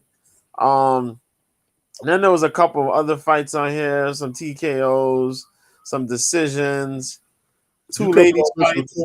Did you cover all this with Cope already? Because I don't want to step on the rest of their toes. Oh, no, it's okay. Okay. Gina Mazzani fought Pearl Gonzalez. Gina Mazzani beat Pearl Gonzalez. Pearl's been everywhere. She's been marketing herself. So she fought Gina. This was Gina's first ever boxing fight, and Gina beat Pearl. Mm-hmm. Pearl was boxing pro boxing. She did some bare knuckle boxing. She got on here. If you need to know, during the press conference, she had a fruit roll-up outfit. It was kind of crazy. But yeah, that happened. Andy Gwynn, that was it. And the longtime Joe Riggs, MMA fighter extraordinaire, he lost to Marcus Perez by 3rd round TKO. He kind of messed up his ankle. Right. He rolled his ankle mid-fight, and then he got caught with something nasty, and that was the end of that. The PFL show, there was 11 fights on that show. 3 of the fights actually had finishes. 8 of them went to decision. About 2 of those fights that went to decision were actually good. The finishes were pretty good, too. One guy got his legs kicked to death, so that's why they ended up stopping the fight. That was the main event. And Anthony Joshua boxed. He boxed Jermaine Franklin. I don't know, man. I don't know about Anthony Joshua, if he's going to get big fights or anything. You covered that Thursday, right? I remember we talking about that. Yo, that dude, I don't know, man. He fought this guy, and Jermaine Franklin's is on the smaller side of heavyweight, but he's a fast guy. He was striking, you know what I mean? He was throwing his punches in combination, doing a lot of body work. getting real low to hit jabs to the body, doubling up on the jabs, throwing the occasional overhand and hook. Joshua caught him with a couple good right hands, worked the jab, but looked slow and sluggish throughout the fight. Like he was trying to figure him out, or like trying to figure out how to get his rhythm back in boxing again. He looked off, but he did win the fight though. But he looked horribly off. You know, it's just to get his confidence back. But he won the fight, unanimous decision. That's all that matters. Yeah. So we'll see what happens there, man. And now did you say, go ahead, Joe, that Jones fought last night too? Roy Jones, yeah, Joe he Jones? fought on the whole. Yeah. Oh, Roy Jones, Yeah. not John Jones. Oh no. Okay. John Jones fought. Yeah, he fought like a little while ago. Yeah. Yeah, that fight was. I just want you to know, John Jones. He went to high school right down the road here, in the Triple Cities in New York, upstate and outside Binghamton here. So he's a local guy here that when he was having all the troubles and stuff like that, I was like, oh God, and then it's I heard that he won the championship. I heard it on a replay on one. You were on the broadcast here, doing the bit there. Yeah. And I'm thinking, wow, and I'm right going to the computers. He say that I don't follow it and stuff like that. So it's an aspect that I can't watch that because it's, I guess, ever since Boom Boom Mancini knocked out and killed the Korean there years back, I have not watched boxing or any type of that sport since then. It's just because I used to love watching the boxing back when I was a kid. Yeah, that's understandable. That was a fortunate situation with Boom Boom. Yeah. I'm just surprised that the way they go at it in the cage there. I'm like, oh my God, I wouldn't last 2 seconds. No, it's you got to have a different mindset going into it. Oh yeah, mindset, exactly. Everybody says it, like you got to be super focused, but you got to be a little bit crazy to get involved in combat sports because you put your body, your health at risk. Yeah, your whole future. For real. Yep. Your whole future. That guy John Jones, man. Yep. He's a different type of animal, for real. Different type of fighter. I think it was when what's his face there? The boxing there. He had all the knockouts. I can't think of his name. He's from New York also. I can't think of it, but it just the sport itself, I guess, what little I do when I do get a glimpse of it and stuff like that. How do they survive? I just and then they had this I guess over there on Rumble. I talked about Rumble. They I guess they have the inside scoop on this new thing. I think you said something you don't care for. It's the slap thing. I have yet to watch one of those because I'm thinking I'm not even going to waste my time because it's just like you got to figure some of these guys. They've got these guys have some big ass hands, and if that's a cold cock on the side that it's going to just knock your. It would literally take my head off. Exactly. On what they're doing. But even still, I'm thinking they made a sport out of slapping. Yeah. And it's crazy because like that one? they have the original, which is slap fight, and then Dana White went and said, "Hey, they're making money off of this. Let's try our best." And they did power slap. So slap fight, and a lot of the talent that they have for power slap came through from slap fight. So the North America here, we have slap fight. Then you have in the European countries, they have their own slap league. It's overseas. Oh my God. Yeah. Wow. Then you have it gets real overseas. Like it's insane. You got people from Hawaii, the Czech Republic, Germany, Russia, Italy. Well, like I said, they broadcast it on Rumble. Yeah, they did. It's on one. They did because YouTube wouldn't allow it. They wanted to do a pay-per-view, but it wouldn't sell. It wouldn't sell because of the ratings they were getting. That's a lie. It would sell, but it wouldn't sell the numbers that they want. That they want. Well, not like the That's what it is. MAA. Yeah, so they decided to take it to Rumble because Rumble would allow them to broadcast it with no issue. and it got over 2 million views. I think it did on the night of. But yeah, it's kind of crazy. You stand there, you hold the phone.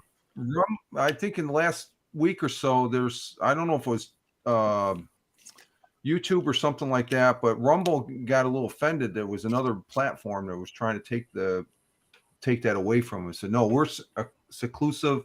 We've got the power slap here on Rumble and stuff like that because it's something nobody else has, I guess. Yeah.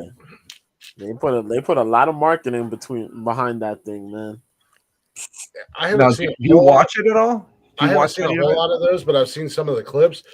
Sounds like you guys might know a little bit more about it. Do they have weight classes? Because I've seen some big dudes going up against guys that are like half their size, and I'm thinking like, that's a good point. Like on our show, on our other show with Tony and Jeff and I, Tony and I are both well over a foot taller than Jeff and easily 100 pounds. Imagine the damage that we could do to him, smacking him compared to what he could do to But I've seen some videos where you see like a 150-pound dude going up against like a 300-pound dude, and I'm just like, this big dude is going to completely take this man's head clean off his shoulder. Yeah, that's been that's the thing. These other outside leagues, they've been going at it without the weight limits. Without the weight limits, like it's just been like okay. Now I just check this. They do have a category. I don't know what the weight is, but they do have a heavyweight, a lightweight, middleweight, and a welterweight. Okay, so they do have weight classes. Yeah, these power slap and slap fight do have weight classes. Yeah, it goes. I was gonna say that might have been an issue that they were running into with getting it monetized and sponsored, and I don't know if you guys remember back in the day when UFC was just like UFC 1 and stuff. It was just like a free for all, man. JoJo and TJ about that. Them were the ones that I remember. Yeah, them old school ones. Oh my god. Oh my. But I mean that solidified some of those guys that were in the early stages of UFC as certified badasses, where they were taking out guys twice their size and just beating the brakes off of them. Yeah, man.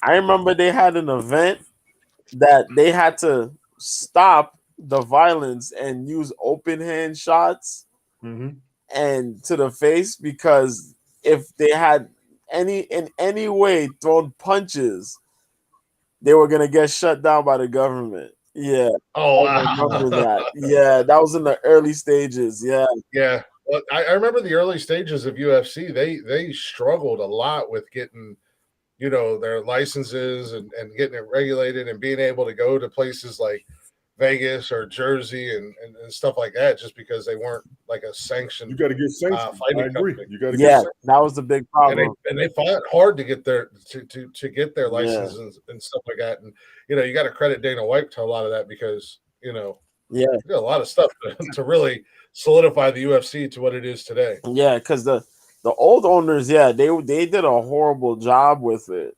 And when Dana got hold of it, Dana already looked at it and said, hey, we could do things. So he got his buddies there, the Fertitta brothers, and they formulated, and they got things regulated. They got the rules intact. They got the licenses intact, to sell beers and do all this other stuff. And and that's how we got the sport we have. Because if not, it would have been finished. If Dana them didn't have never brought it, it would have been finished. Oh yeah, there's no doubt it would have survived. Yeah. I mean, the original owners would have, what money they had would have probably just been sucked away by it, and then it would have went under, and it would have just been one of those flash in the pan things. I haven't watched in a few years. It just got to be too much. There's so many fighters, there's so many classes. And like I remember, back, UFC like 100, you knew every fighter on the card. You knew who they were, what they were about, everything like that. And then they started doing these shows like every week, every person month. Who knows every fighter in MMA and UFC right now is JoJo, because he can say all their names. I believe it. No, I believe it, because I've seen your broadcasts, and I've watched your broadcasts and stuff, and it's mind-boggling that you can keep track of all that. But I guess it's kind of like the same thing when people look at me and I start talking about football and everything. Yeah.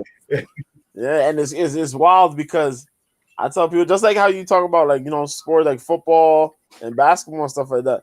Like, hey, if you take your time off of watching a sport for like, let's say 3 to 5 years, you may jump back and totally forget everybody that's there. You'll see a whole bunch of new faces, and you'll start asking yourself, "What happened here?" Exactly. Yeah, what happened? That's exactly where I was.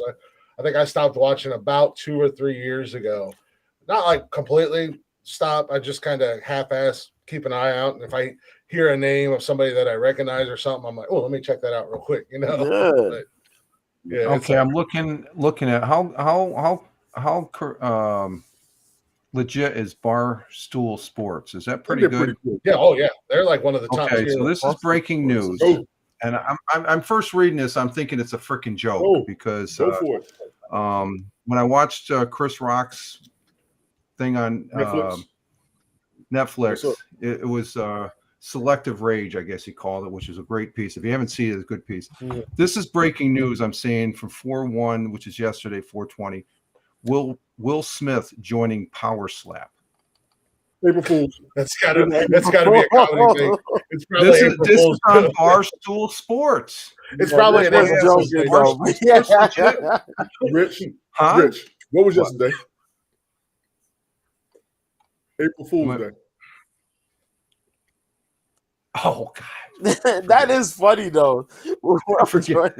Well, they start a Saturday shocker in Miami. Dana White has given Will Smith $50 million plus 20% pay-per-view to appear on Power Slap. Yo, read the comments. Some of the comments say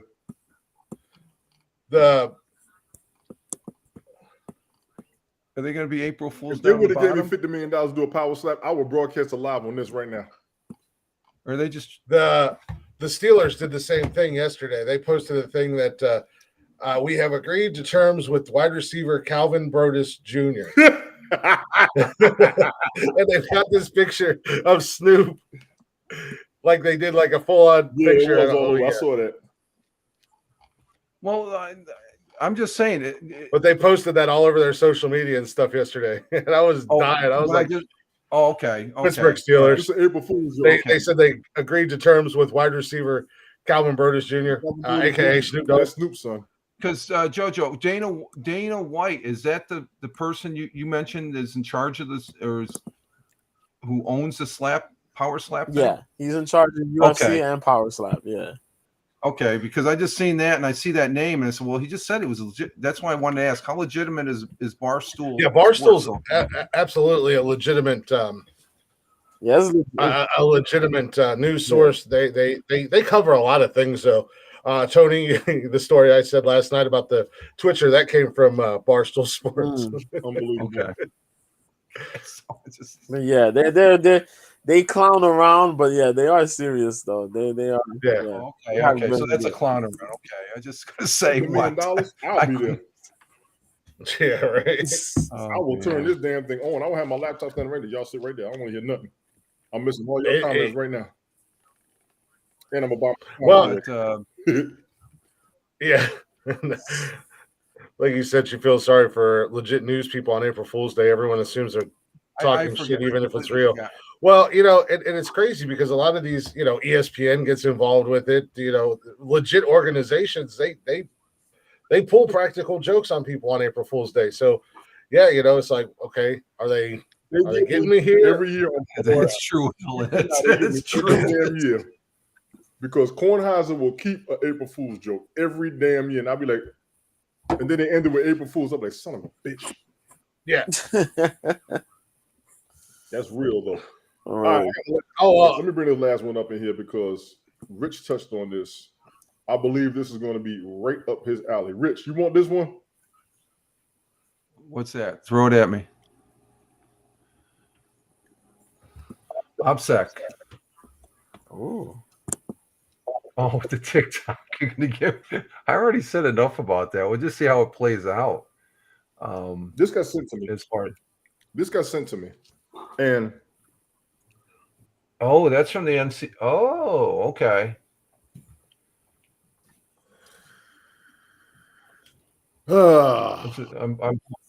Let's see. Remove and cover application. OMB issuing memorandum. Yeah, it's a government agency that's saying you got to take it off your government phone. Exactly. I'm going to get to that right now. Social media applications collect data on device model, screen resolution, current operating system, phone number, email address, location, keystroke patterns, and contact lists. I'm going to need everybody to pay attention to this. Social media applications collect data on device model, screen resolution, current operating system, phone number, email address, location, keystroke patterns, and contact lists. When I said earlier, I don't blame anybody up in here for not putting their personal information online. That's damn why. Well, yeah, they take in everything, some cases, man. Yeah, in some cases, Tony, I saw an article here. I think it was concerning the VPNs, which you think they're secured, but some VPNs people don't realize that they're controlled by there's a couple of popular ones that are out there that are controlled by the Chinese government. I have no idea about that. Please elaborate. Yeah. Well, if you know what a VPN is, that's a secure. If you're overseas, it's a secure thing. There's one person we know that uses it, and it's Randy W. Horton. He uses a VPN, brings it like he's here in the States for a server and stuff like that. But there's other applications they're coming out. You know, TikTok is the most highlighted one. Keystroke patterns equal passwords. Exactly, Alan. But the TikTok, I think it's just the tip of the iceberg, because you could look through both the Apple Store and iOS, and like right now, Kick was getting ready to put out their so-called app. Yes. Day before, somebody put one out, and I thought, oh, there's a Kick app, and it was a complete fake. Okay, and people get sucked into that. So there's a lot of apps out there that they're going to put out there because there's a popular name or something like that. Like right now, I'm seeing on one of the social media platforms. This is over on the conservative side. They got the Truth Social, the Parler, the Gitter, and Gab. On Gitter, they've got something over on the sidebar they're calling G-Talk now. They're taking advantage. It's the same thing. It shows like a TikTok. You record it and you put it on there, but they're using it as G-Talk. Well, Gitter, it's similar to it's a Twitter type platform. They're taking advantage of or GTTR. I think that's what it's called. GTTR. Gitter. That's the one. And you look at Ed Lynn went to. Now that you mentioned, I think he went to that app. That's what Kickers. But I just saw that recently here. They got a G-Talk, and it's like, what's this? And I looked. It's the same thing as a TikTok, an Instagram, whatever they call them, Reels, and then on YouTube they're called Shorts. Yeah. Now, that is a message app, Helen. But I'm talking about there was an app on there that it had the Kick live streaming logo, KICK.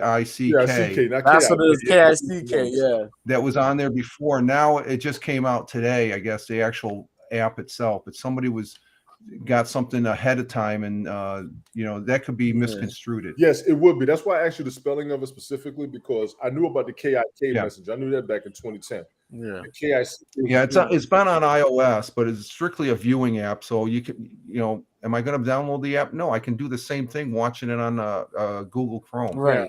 I want to defend TikTok. I will play devil's advocate, because what I'm going to show you next is actually very genuine and very accurate. This is when the owner of TikTok went before Congress. Y'all listen to what he says. If it'll damn play.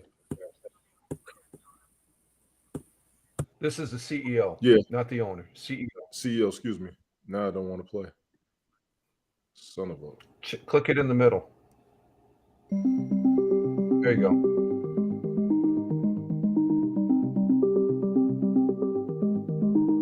I'm making the following commitments to you and to all our users. Number one, we will keep safety, particularly for teenagers, as a top priority for us. Number two, we will firewall protected US data from unwanted foreign access. Number three, TikTok will remain a place for free expression and will not be manipulated by any government. And fourth, we will be transparent, and we will give access to third-party independent monitors to remain accountable for our commitments. So, Mr. Chu, if the CCP tells ByteDance to turn over all data that TikTok has collected inside the U.S., even within Project Texas, do they have to do so, according to Chinese law? Congressman, first, I'm Singaporean. That's fine, but there are employees of yours and ByteDance in China. We understand this concern. So, Mr. Chu, would TikTok be prepared to divest from ByteDance and Chinese Communist Party ties? I don't think ownership is the issue here. With a lot of respect, American social companies don't have a good track record with data privacy and user security. I mean, look at Facebook and Cambridge Analytica. Just one example. The Chinese government has that data. Congresswoman, I have seen no evidence that the Chinese government has access to that data. They have never asked us. We have not provided. I find that actually preposterous. Our commitment is to move that data into the United States to be stored on American soil by an American company, overseen by American personnel. So the risk will be similar to any government going to an American company asking for data. We also commit to be free of all and any government manipulation. This is something that, as far as I understand, no other company, including American companies, are willing to go. So maybe this is something that we can ask the industry to provide, not just us. Can you say with 100% certainty that TikTok does not use the phone's camera to determine whether the content that elicits a pupil dilation should be amplified by the algorithm? We do not collect body, face, or voice data to identify our users. The only face data that you will get, that we collect, is when you use the filters to have, say, sunglasses on your face. We need to know where your eyes are. And Why do you need to know what the eyes are if you're not seeing if they're dilated? And that data is stored on your local device and deleted after use if you use it for facial. Again, we do not collect body, face, or voice data to identify our users. Mr. Chu, has ByteDance spied on Americans at the direction of the Chinese Communist Party? I don't think that spying is the right way to describe it. Right. This is ultimately... We can differ on that. This is ultimately... If I have a TikTok app on my phone and my phone is on my home Wi-Fi network, does TikTok access that network? It will have to access the network to get connections to the internet, if that's the question. Is it possible then that it could access other devices on that home Wi-Fi network? Congressman, we do not do anything that is beyond any industry norms. I believe the answer to your question is no. Yeah. I'm not going to lie. Base your own opinion off of what that man said right there and off the question that was asked. I call both sides of it. I'm not going to lie. Rich, I know you're against TikTok. I've seen what's coming out of it. No, I'm not against it. It's just like if they can guarantee that it's going to be in American hands, yeah. But they've tried. Oh, let's see. Helen says TikTok has some serious issues. Yeah, I agree with, and so does Facebook. Okay, that's a no-brainer to say. Okay, Facebook. There's some Zuckerberg came in front of that same Congress committee and stuff like that. He said something, and he hasn't done half the stuff he said he was going to do. And Zuckerberg had the same defense, if I remember correctly. Yeah. Well, there's a law that the social media are getting away with. If that law gets taken, they're going to all be shut down. Okay, and he said we're not doing anything outside of the norm. I think they're doing a little bit more, and that's why they've come to the forefront. And it doesn't help that. You say U.S. companies, yeah, they're here in the U.S., but they're U.S. Who's our adversary? China and Russia. Yes. Okay, so I think that you got to play that into the factor and stuff like that. But if they go ahead and they take the servers and they're all American controlled by American citizens and stuff, yeah. But they've come out. It was 6 months ago. They had actual audio of the people that work for TikTok out of China. I don't know what level management and stuff like that. And they stated they were watching other people. And the thing is, this is the thing about TikTok that a lot of people do not understand in this country, in the United States. The TikTok that we watch here in the United States different than the one they got over there. Yeah, we talked about that. We talked about TikTok. Okay, and you have to factor that in too. It's like, okay, but then again, this is America. You can do whatever the frick you want, I guess, and stuff. Well, I mean, it's the same thing down in Mexico. Jeff's down in Cancun, and his TikTok, what he gets and what he sees is totally different than what we see up here. Yes. Yeah. And until he falls into a certain algorithm, and that's based off of what you watch, what you're watching, what you're liking, what you're commenting on. But I know for the longest time, Jeff said when he first got on TikTok that it was all Mexican based, until he started searching and looking and whatnot and following different people. And then he finally kind of fell into a 50-50 algorithm of what he was getting because it's based off of your location and stuff like that. And Helen and I agree. Americans aren't less corrupt than any other foreign country. No, No. We are not saying that. But the problem is we got to worry about where our information is going to. There are a lot of people who are military, civil service. They like to use their cat cards at home. I'm like, ain't no damn way. I can't now for teleworking due to the pandemic. I understand fully now. They had to make a lot of those things allowable, and they had to lower their privacy and security settings. We got to watch where it's going. But Helen is talking about The Social Dilemma. That's a Netflix, and I've yet to watch. I'm not sure if I've watched it. I think Jeff's watched it. I watched it. I thought you and Jeff have had that conversation about that. Was it a movie or a movie about Facebook? It's on Netflix. It's a documentary about social media and the aspects of it. That's the Facebook movie. Yeah. Okay. No, well, it's not the move. That's a social media or social media. The Social Dilemma. I think that was the one about Facebook. That was it. That's the Facebook movie with Zuckerberg. 100%. No, the Zuckerberg, that was a different title there, Tony. Yeah, that was the Social Network. That was the Social Network. Social Network. Thank you. My apologies. My apologies. The Social Network. Yes. What she says right here is true. Listening to data is profitable. It's not about security. It's about money. I agree with that, and I can see that. Yeah. Because the more we talk and the more people are open and the more they stay home and they had nothing else to do and they was trying to speak their whole mind over the internet. Social Dilemma is about off of your words on the daily. Yeah. And you take those, buy that information, you can get a lot of things done with that information, man. Yes. Pirates of the Caribbean. Perhaps they know the value of information. Remember that one at World's End? Yeah. Your boy, the one that was after... Oh my God, the evil dude on the third Pirates of the Caribbean. What was his name? Oh, I forgot his name, but he said that. Yeah, understand the value of and I caught that every time I watched that movie at least 150, 200 times. It kept ringing in my head. It's all about money. Yeah. There you go. If she don't, boy. But the thing you got to understand with TikTok, there are some similarities with that, or else it's being brought up not in the same light as what Facebook and Twitter and stuff like that. It's a different thing in the difference where if you go back, the company called Huawei. Yes. Nobody remembers that. Like, what's Huawei? That's a phone company that was pretty prominent here, and they put a lot of hardware in the backbone of the internet. And it was found that, you know what, they were checking things out where they shouldn't have been checking things out. And Huawei is controlled by the Chinese government. His name was Cutler Beckett.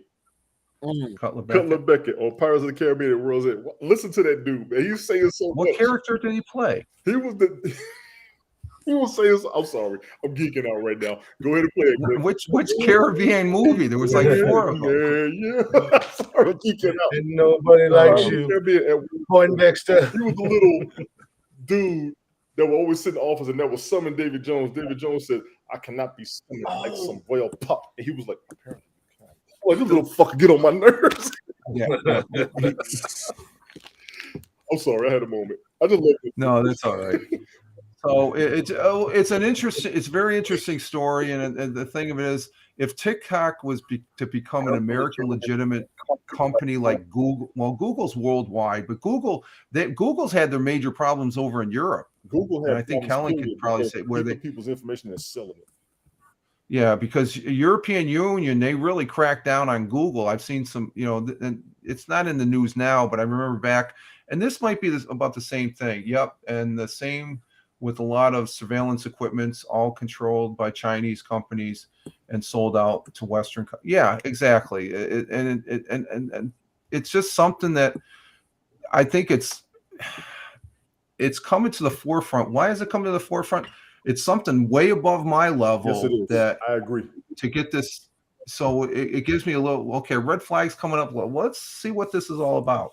Am I totally against TikTok? No, I've got an account. I've been on there. I played around with it. It's okay. It's a little too fast paced for me. I'll give you that, Rich, because it's very fast. It's very young. It's very youthful in its concept. But there's interesting stuff on there that you can learn, just like other platforms and stuff like that. As far as that goes. You can't show anywhere else you can show on TikTok. That's the defense I give them. They're not stopping anybody from saying or doing what they want to do. It's a matter of what you're looking at. But we just don't want our youth or our private lives exposed to everybody. Which is I mean, a lot of people are willingly putting their private life out there because yes. it's getting them views and likes, and they're putting all kinds of crazy shit on there. Yeah, man. Because unfortunately, we're all just as guilty of it. Yes. Right here on this panel right now, we live in a society where we want to get the views and the likes and the follows and stuff like that, whether you're doing it for podcasting purposes like we do, or if you're just trying to, just be out there for whatever reason. You know? But that's just unfortunately the society that we live in. But it truly is the society that we live in. And a lot of us, the past 3 years, I'm quite sure people giving out their private information or personal information skyrocket at least 50%. Yeah. I would be willing to bet that because some people were out here looking for attention. They spoke on any and everything about themselves. Well, how many apps, when you download them, just a regular, like a game app anymore, ask for your email or your phone number for verification? Yes, they all do. Just for a game. I mean, so you're already throwing your information. Get rid of the trolls and the bots. The Well, negative. here's the thing about the phone number now here in the States. Now, and this is going back a number of years. You go to the grocery store, you go to the department store, you go to the hardware store. They ask for your phone number, and you say, "Oh yeah, here, go ahead," without even think about it. Boom. Then you don't think about it, but all of a sudden you're getting all these spam calls. Yes. Because they took that information and that's all.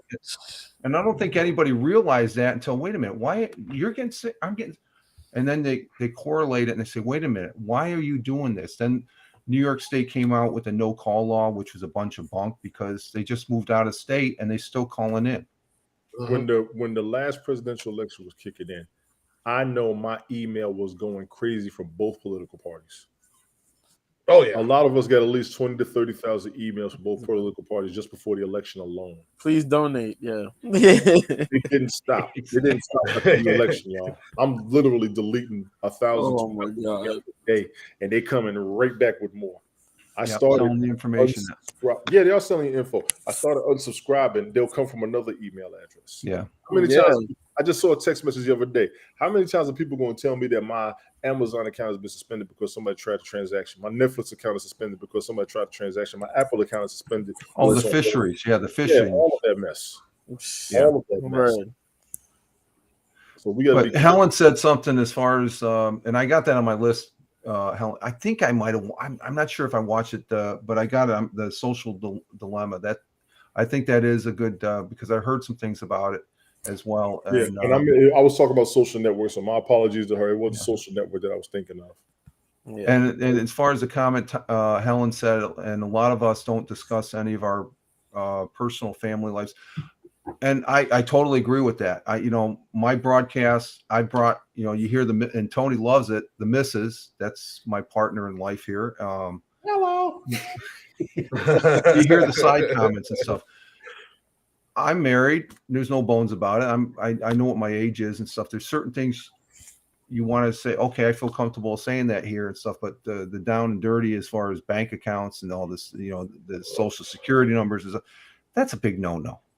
And it just bewilders me how some of the people, especially the older elderly people, they get a letter, and I get these letters. Oh, you need to send $300 worth of gift cards to this, or else you're going to be the IRS is going to investigate. It's like, are you serious? In the shredder.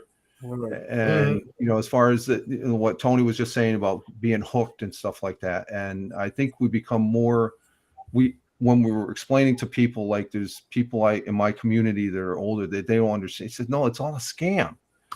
Some people want to believe it's true. It is all a scam because it's just the way their brain's wired or something like that, and stuff like that. But for the most part, we know where, I know where Tony lives. I have an idea where Glick lives. Jojo, I got an idea what, you're down there in the city.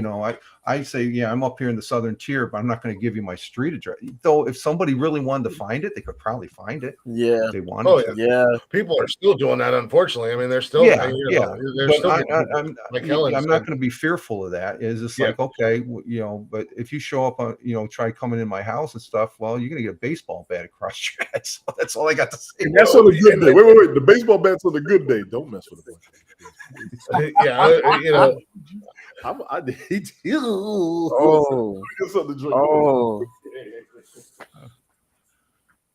did. I've said that multiple times. I don't throw out my address and stuff like that, but I've had people back in, to go back what Helen said on Periscope. I had a guy one time that, I'm gonna find out where you live, blah blah blah. Okay.